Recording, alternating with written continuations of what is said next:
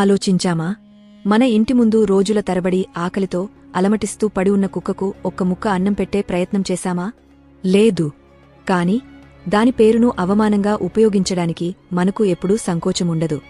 స్నేహితులారా, దయచేసి 5 నిమిషాలు మీ సమయాన్ని ఈ కథ కోసం ఇవ్వండి. బహుశా మీ ఆలోచనల్లో ఒక సానుకూల మార్పు వస్తుందేమో. నమస్తే స్నేహితులారా, రాధిక అనే ఒక స్త్రీ తన బాధలతో విసిగిపోయి గ్రామం నుండి బయటకు నడిచింది. నడుస్తూ నడుస్తూ ఆమె ఒక ఆశ్రమం దగ్గరకు చేరుకుంది. ఆశ్రమం చుట్టూ శాంతమైన, పవిత్రమైన వాతావరణం ఉంది. ఆశ్రమంలో ఒక సాధువు తన శిష్యులతో కూర్చుని ఉన్నాడు. కొంచెం దూరంలో ఒక శిష్యుడు ఒక కుక్కకు రొట్టె ముక్క పెడుతున్నాడు. సాధువు దగ్గర కూర్చున్న శిష్యుల్లో ఒకడు ఈ దృశ్యాన్ని చూసి అతని మనసులో ఒక ప్రశ్న తలెత్తింది. అతను గౌరవంగా సాధువుతో ఇలా అన్నాడు, గురుదేవ్, మీరు అనుమతిస్తే నేను ఒక ప్రశ్న అడగాలనుకుంటున్నాను. సాధువు